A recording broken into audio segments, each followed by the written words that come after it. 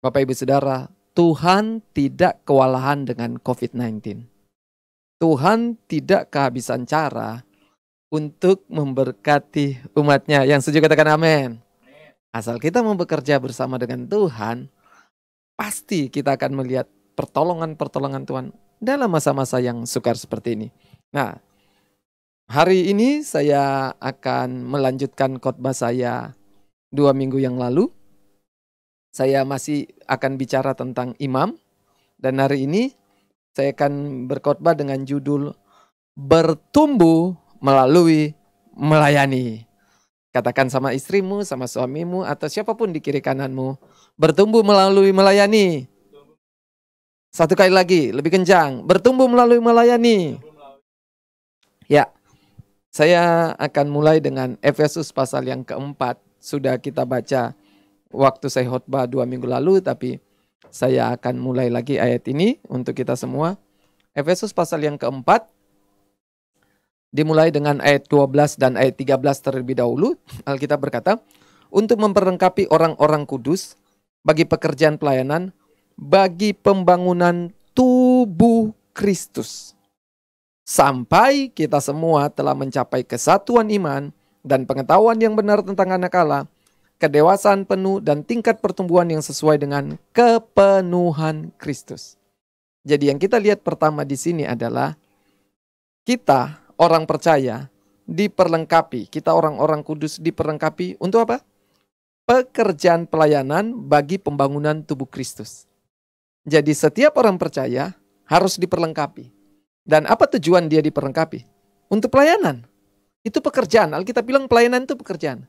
Pekerjaan kita apa? Melayani. Pekerjaan kita di dunia sekuler adalah support terhadap pekerjaan utama kita, yaitu pekerjaan pelayanan. Pekerjaan di dunia sekuler itu juga pelayanan. Jangan salah Bapak Ibu Saudara. Karena itu kita harus memanifestasikan, mengaplikasikan semua kebenaran firman Tuhan di dalam seluruh aspek hidup kita di dunia kerja di luar sana.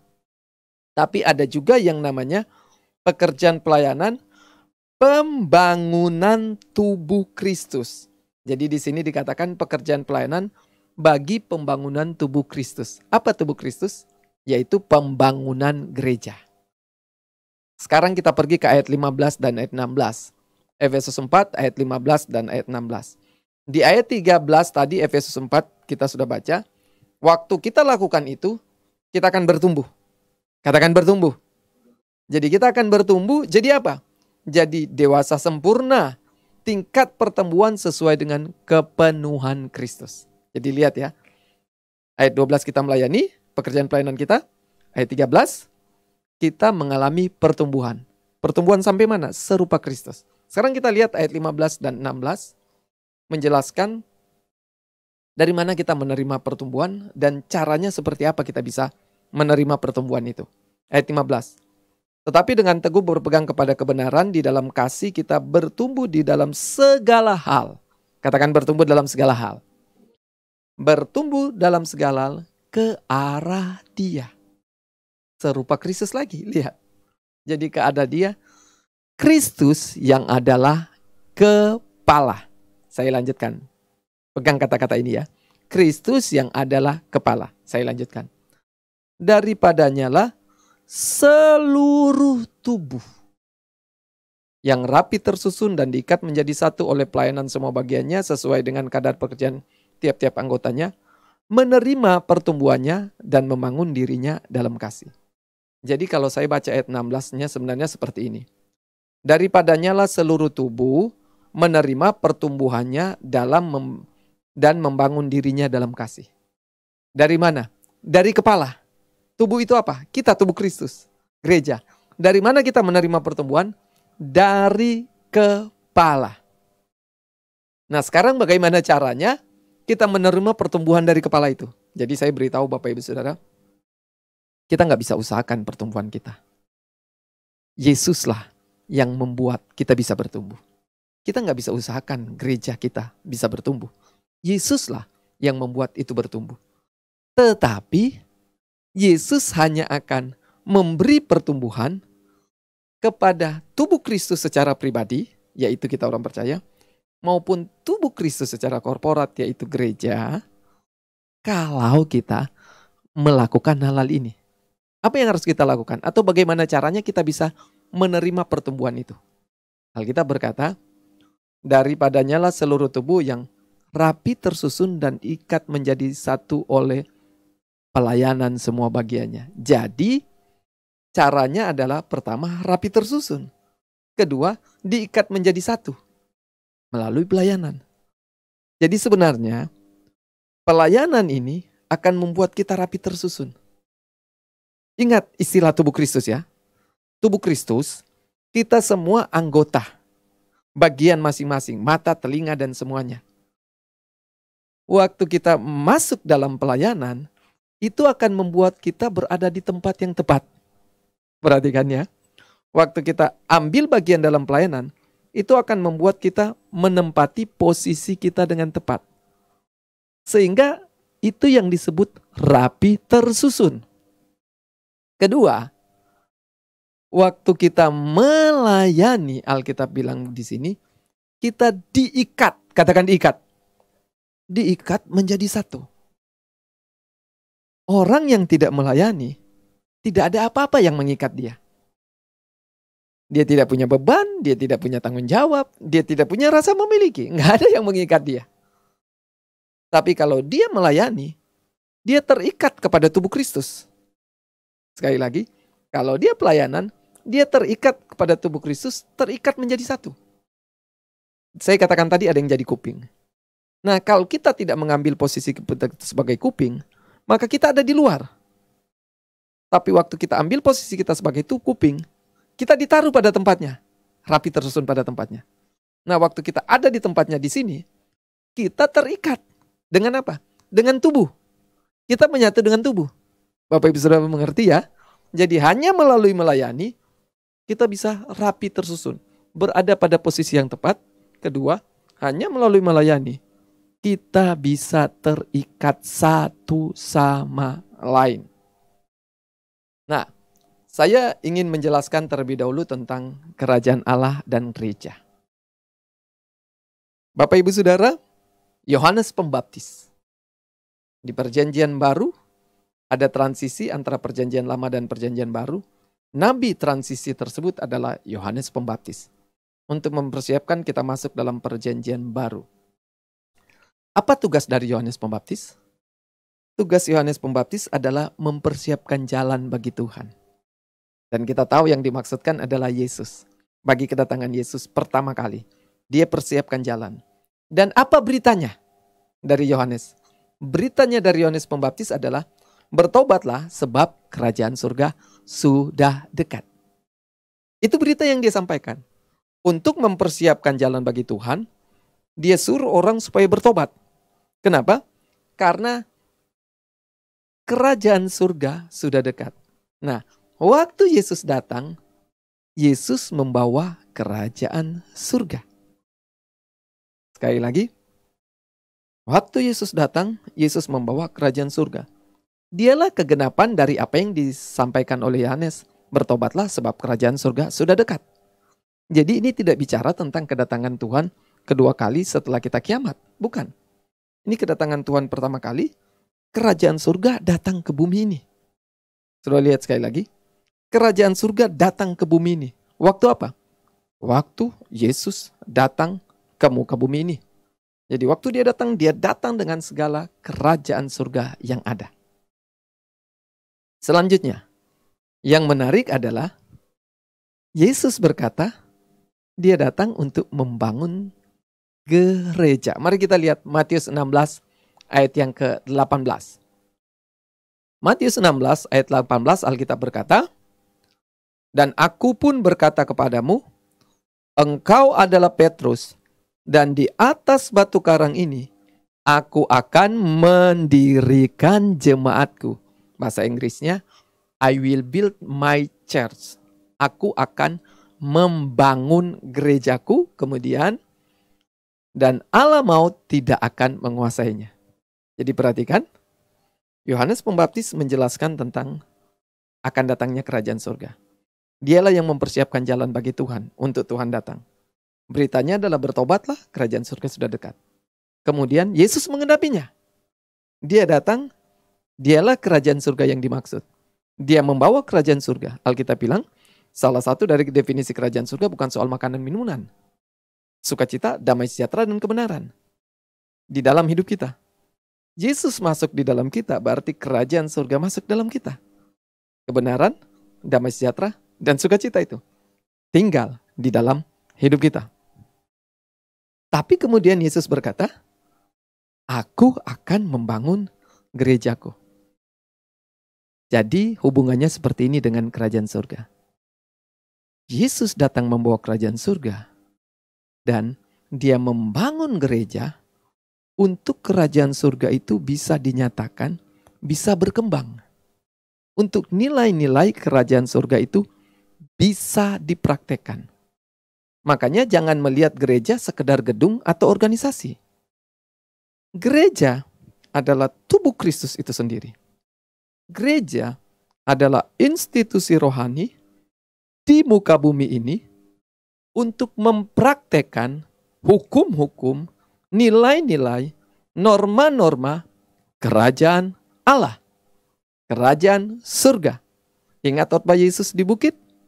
Berbahagialah mereka berbahagia. Itu adalah nilai-nilai kerajaan surga. Dia katakan berbahagia. Kerajaan surga itu berbahagia. Waktu kita lakukan itu, kita mengalami kebahagiaan di muka bumi ini. Jadi gereja, Tuhan ingin melalui gereja, kerajaan surga itu dinyatakan di muka bumi ini. Melalui gereja, kerajaan surga itu diperluas di muka bumi ini. Dan Alkitab berkata bahwa alam maut tidak akan menguasai. Atau bahasa Inggrisnya, gerbang-gerbang neraka tidak akan dapat menahan. Bapak Ibu Saudara, lihat hari-hari ini sepertinya gereja ditahan. Sepertinya gereja dikuasai. Oleh apa? Pandemi COVID-19. Tapi saya mau beritahu bahwa pandemi COVID-19 tidak bisa menguasai kita. Pandemi COVID-19 tidak bisa menguasai gereja. Termasuk apa yang bekerja di balik COVID-19 ini yang akan terus berlanjut. Dengan pembentukan pemerintahan yang baru, dunia dengan satu kontrol, ekonomi dengan satu kontrol, pemerintahan dengan satu kontrol, agama dengan satu kontrol. Semua akan dibuat menjadi satu. Saya beritahu, itu tidak bisa menghentikan gereja, tidak bisa menahan gereja, apalagi menguasai gereja. Jadi hari-hari ini kita mesti berpikir, kalau Alkitab bilang bahwa alam maut, gerbang neraka, tidak bisa menguasai gereja, tidak bisa menahan gereja. Terus kita lihat sepertinya gereja tertahan hari-hari ini. Sepertinya gereja dikuasai hari-hari ini. Tidak. Kalau kita mengerti pikiran Tuhan, kalau kita mengerti kehendak Allah, kita akan bergerak jauh lebih dahsyat lagi. Justru kita akan melihat gereja tidak tertahankan. Gereja tidak bisa dihentikan. Buktinya kita lihat Kisah Rasul pasal 8. Di dalam Kisah Rasul pasal 8, saya baca untuk Bapak Ibu Saudara, lihat ya. Ayat 1b. Ini penganiayaan terhadap jemaat di Yerusalem. Pada waktu itu mulailah penganiayaan yang hebat. Katakan penganiayaan yang hebat. Jadi Bapak Ibu Saudara lihat.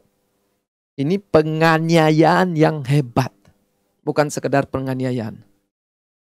Terhadap jemaat di Yerusalem. Jadi waktu itu jemaat hanya terfokus di Yerusalem. Dan lihat, kalau terjadi penganiayaan yang hebat, berarti jemaat tidak bisa bertumbuh. Gereja tidak bisa berkembang. Pemberitaan Injil terhenti. Pelayanan akan terhenti. Kenapa? Karena ada penganiayaan yang hebat. Tapi lihat, sebaliknya yang terjadi. Mereka semua, kecuali rasul-rasul, tersebar. Katakan tersebar. Dari yang sebelumnya cuma di Yerusalem, Penganiayaan yang hebat itu membuat mereka tersebar ke seluruh daerah Yudea dan Samaria. Orang-orang saleh menguburkan mayat Stefanus serta meratapinya dengan sangat. Tetapi lihat, Saulus berusaha membinasakan jemaat itu dan ia memasuki rumah demi rumah dan menyeret laki-laki dan perempuan keluar dan menyerahkan mereka untuk dimasukkan ke dalam penjara. Ini dijelaskan dengan rinci. Apa penganiayaan yang hebat itu? Sampai orang bisa dibunuh. Stefanus dibunuh. Kemudian ini yang dilakukan. Mereka masuk dari rumah ke rumah. Jadi bukan cuma gereja, tempat ibadah. Dari rumah ke rumah. Apa yang mereka lakukan? Mereka seret laki-laki dan perempuan murid-murid Kristus. Waktu itu mereka belum disebut Kristen. Dimasukkan di mana? Di penjara. Bapak Ibu sudah lihat? Di penjara. Tapi apakah gereja terpenjara? Apakah perkembangan gereja terpenjara? Sebaliknya, katakan sebaliknya. Kalau nggak percaya, lihat ayat 4. Mereka yang tersebar itu menjelajah seluruh negeri itu sambil memberitakan Injil. Jadi gereja nggak bisa dihentikan. Justru penganiayaan yang hebat, justru penjara, itu membuat, bahkan kematian, itu membuat pemberitaan Injil semakin tersebar. Mereka menjelajahi seluruh negeri sambil memberitakan Injil. Sekarang pertanyaannya adalah, bagaimana itu bisa terjadi hari-hari ini, Pastor? Di mana Tuhan berkata, aku akan bangun gerejaku, alam maut tidak akan dapat menahannya, alam maut tidak akan dapat menguasainya. Bagaimana caranya? Nah, saya ingin jelaskan hal yang selanjutnya mengenai imam dan murid. Ini sangat penting. Imam dan murid. Di dalam 1 Petrus 2 ayat 9, saya ulang lagi, ini sudah dibaca, tapi saya ulang lagi, ini sangat penting. 1 Petrus pasal yang kedua, ayat yang ke-9. Alkitab berkata, tetapi kamulah bangsa yang terpilih, imamat yang rajani, bangsa yang kudus, umat kepunyaan Allah sendiri, supaya kamu memberitakan perbuatan-perbuatan yang besar dari Dia yang telah memanggil kamu keluar dari kegelapan kepada terangnya yang ajaib. Saudara lihat, Alkitab berkata di sini, tetapi kamulah bangsa yang terpilih, imamat yang rajani. Jadi saya mau beritahu kepada saudara, kita dipilih jadi imam. Perhatikan, dipilih, bukan dipanggil, tapi dipilih. Artinya lebih tinggi. Banyak orang berkata, panggilan saya imam. Panggilan saya, bukan, lebih tinggi. Saya kasih contoh. Satu perusahaan, dia ingin menerima pegawai baru. Apa yang mereka lakukan? Mereka buka pendaftaran. Dari sekian banyak orang yang mendaftar, misalnya 10.000 orang yang mendaftar. Mereka kemudian panggil, setelah mereka periksa berkasnya, mereka panggil 1.000 orang dari 10.000 itu. Nah, dari 10.000 itu, dari 1.000 yang mereka panggil itu, yang dibutuhkan cuma 5 orang. Jadi dari yang mereka panggil 1.000 itu, mereka pilih berapa? 5 orang. Ini yang saya maksudkan, pilihan itu lebih tinggi dari panggilan. Kita dipanggil untuk diselamatkan tentunya. Tetapi kemudian kita dipilih. Jadi imam itu bukan sekedar panggilan, lebih tinggi. Dipilih, katakan dipilih. Jadi Tuhan sudah memilih kita sebagai imam. Kita lihat apa tugas imam. Ini tugas imam. 1 Petrus 2 ayat yang ke-5, tugas imam. Dan biarlah kamu juga dipergunakan sebagai batu hidup untuk pembangunan suatu rumah rohani, bagi suatu imamat kudus untuk mempersembahkan persembahan rohani yang karena Yesus Kristus berkenan kepada Allah. Ini tugas imam. Tugas imam adalah pertama, pembangunan rumah rohani. Tubuh Kristus, gereja. Jadi tugas dari imam adalah pembangunan rumah rohani atau gereja untuk mempersembahkan persembahan rohani. Nah, bagaimana supaya kita bisa membangun rumah rohani itu? Tentunya melayani di dalam kitab Efesus tadi, pekerjaan pelayanan bagi pembangunan tubuh Kristus. Jadi waktu kita melayani, itu berarti kita membangun tubuh Kristus. Untuk apa? Mempersembahkan persembahan rohani. Karena memang di perjanjian lama, tugas imam itu mengurus persembahan-persembahan.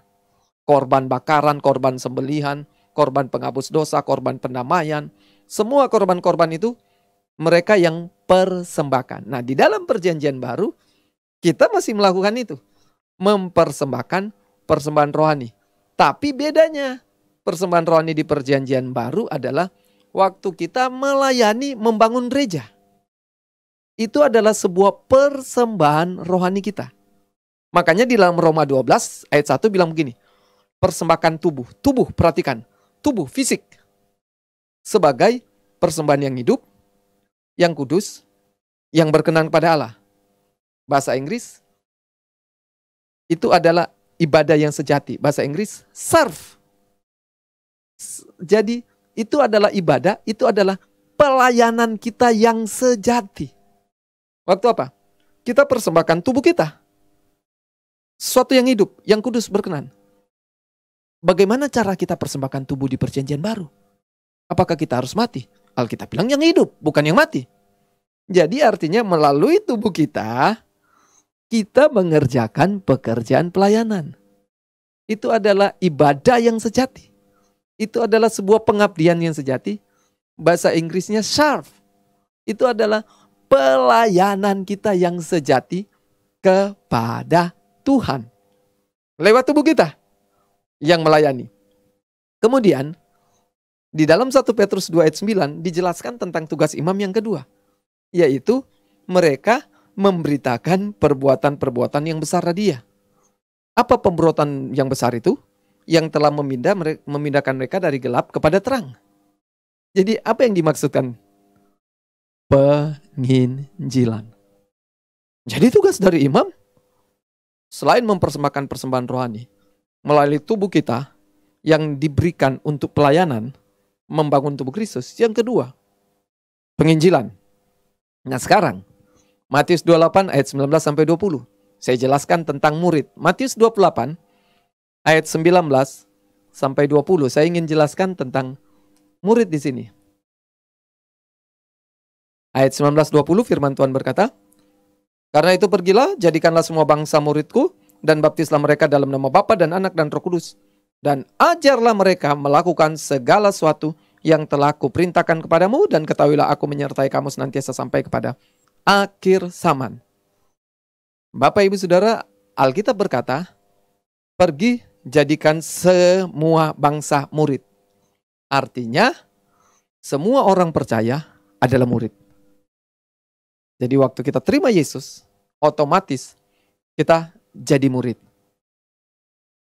Alkitab bilang, tetapi di sini jadikan murid. Saya ingin jelaskan. Imam dan murid, siapa yang jadikan?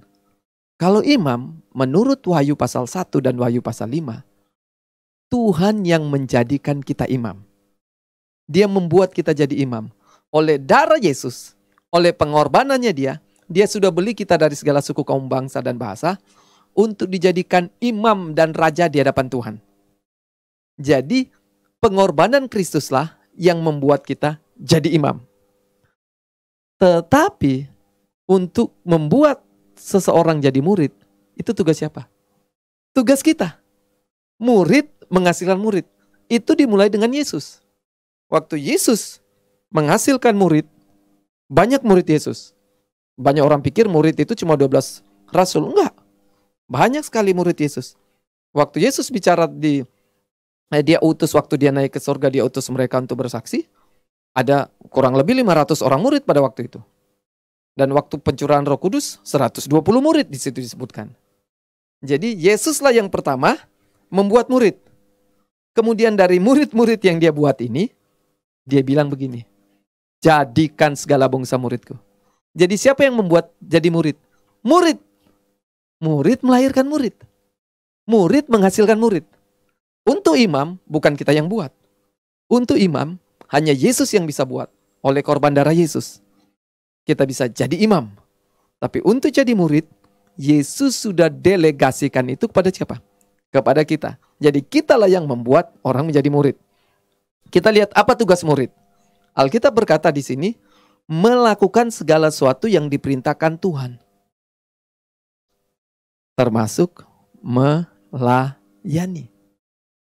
Jadi Tuhan perintahkan kita untuk melayani. Murid harus mengerjakan itu. Mengerjakan semua firman Tuhan yang disampaikan termasuk melayani. Tapi yang kedua, tugas dari murid adalah menjadikan murid. Itu berarti penginjilan. Ingat ya. Pergi jadikan segala bangsa muridku. Baptis mereka. Ajar mereka. Melakukan segala sesuatu yang kuperintahkan padamu. Nah, setelah kita sudah diajarkan, apa yang kita lakukan? Kita pergi, jadikan murid lagi. Jadi lihat siklus itu akan terus. Pergi, jadikan murid. Dari murid, mereka baptis orang. Dari baptis, mereka ajar orang. Dari ajar, mereka pergi lagi, jadikan murid.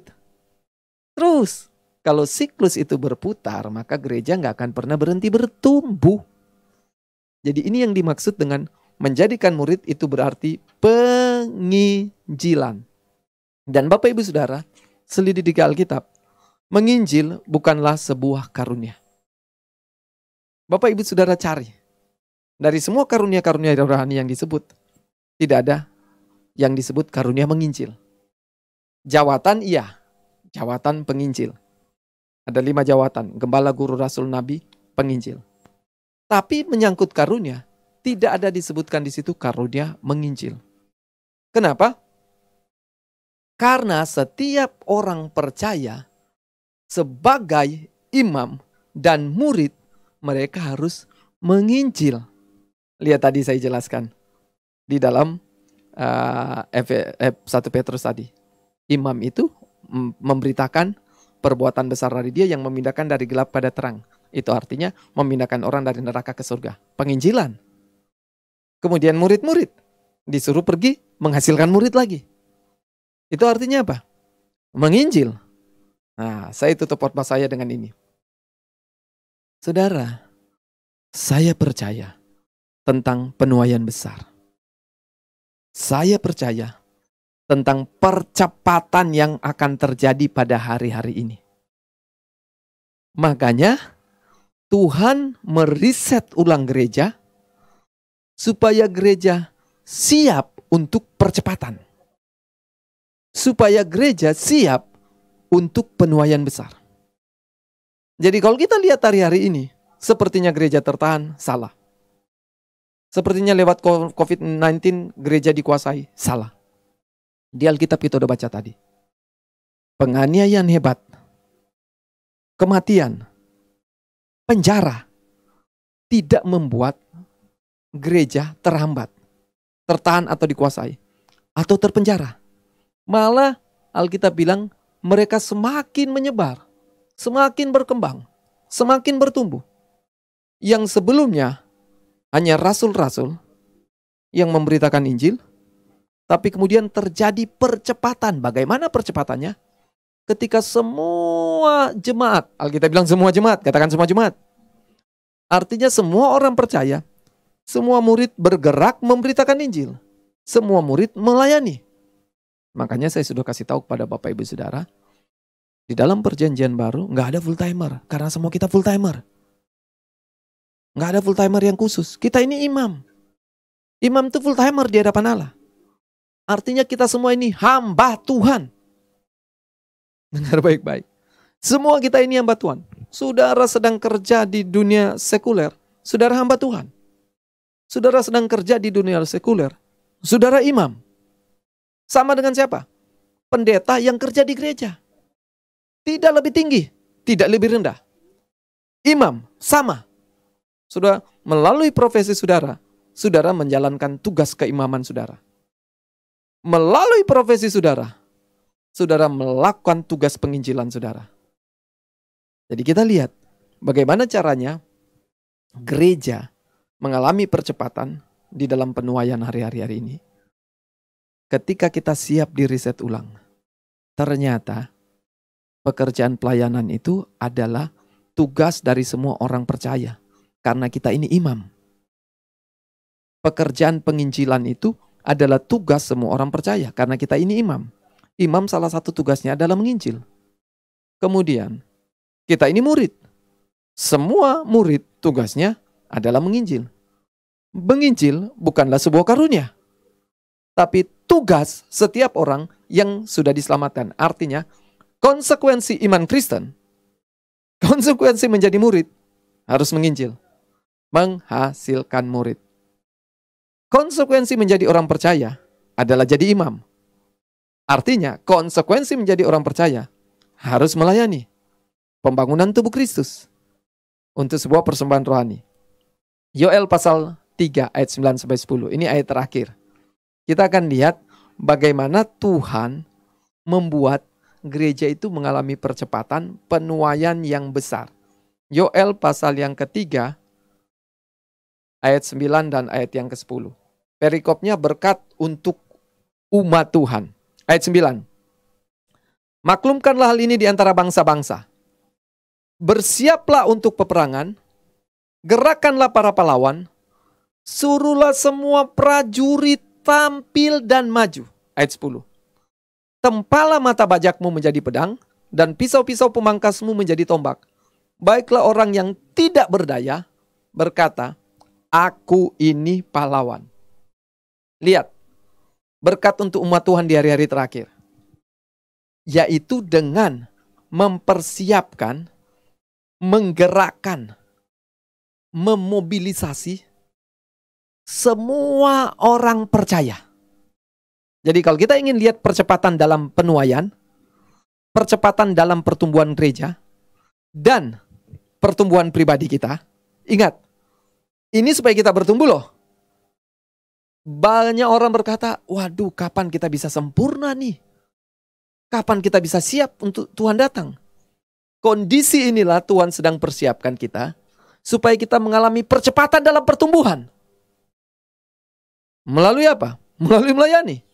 Jadi kalau Bapak Ibu Saudara ingin mengalami percepatan dalam pertumbuhan, melayani. Kalau Bapak Ibu Saudara tidak melayani, Bapak Ibu Saudara susah untuk bertumbuh. Karena Alkitab bilang tadi di Efesus, kita menerima pertumbuhan kita dari Yesus, waktu kita tersusun rapi, diikat menjadi satu oleh apa? Pelayanan.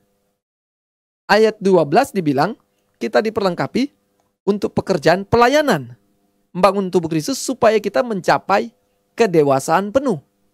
Jadi Bapak Ibu Saudara, melalui melayani, kita akan mencapai tingkat pertumbuhan yang sempurna. Nah, Bapak Ibu Saudara, bagaimana itu bisa terjadi hari-hari ini? Waktu semua orang digerakkan untuk pelayanan. Semua orang digerakkan untuk penginjilan. Ini Alkitab yang bilang. Karena penginjilan itu bukan panggilan, bukan karunia. Sudah dipilih. Sudah dijadikan oleh Tuhan. Jadi imam. Kemudian waktu kita jadi murid, kita ditugaskan jadikan orang lain jadi murid. Salah satu tugas murid, ajarkan orang lain, hasilkan murid lagi. Nah, di dalam Yoel pasal 3 ini, kita lihat semua orang disuruh bersiap, digerakkan, dimobilisasi. Sampai yang mereka tidak berdaya berkata, aku ini pahlawan. Pahlawan perang. Lihat, ayat 10 itu menarik. Tempalah banyak mata bajakmu menjadi pedang. Lihat, mata bajak itu alat untuk bekerja. Menjadi pedang. Pedang itu alat untuk peperangan. Pisau-pisau pemangkasmu menjadi tombak. Pisau-pisau pemangkas, alat untuk bekerja. Tombak, alat untuk peperangan. Maksudnya apa? Mari kita ubah profesi kita menjadi tempat peperangan. Pisau pemangkas, mata bajak, itulah alat kita bekerja. Profesi kita. Melalui profesi itu, kita ubah profesi kita menjadi alat peperangan. Peperangan itu apa? Membebaskan orang-orang, membebaskan tawanan dari kuasa gelap, dari penjara-penjara neraka. Wow, ini luar biasa. Luar biasa. Bapak Ibu Saudara nggak perlu tinggalkan profesi kemudian beralih profesi dalam tanda kutip jadi pastor, jadi pendeta. Tidak. Karena tugas ini bukan tugas pastor, tugas pendeta. Semua orang percaya harus melakukan tugas ini. Jadi, saya nantang setiap Bapak Ibu Saudara. Saya nantang setiap kita untuk melakukan tugas pelayanan ini. Jadi kalau kita tidak melayani Tuhan, kita tidak hidup sesuai dengan apa Tuhan sudah jadikan dan Tuhan sudah pilih kita.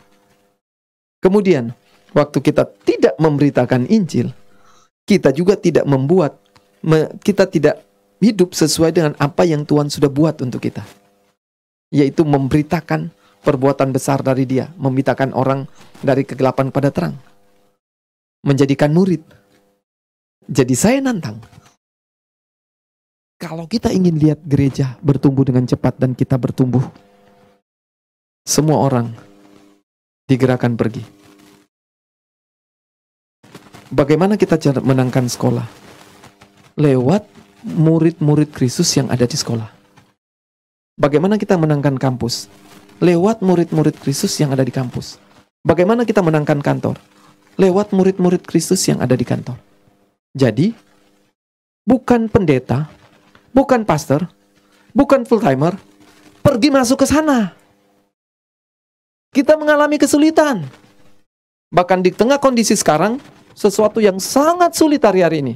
Sekolah aja nggak masuk, kampus nggak masuk, gimana kita bisa masuk sekolah dan kampus? Sudah lengkap. Jadi bagaimana supaya itu tetap terjadi?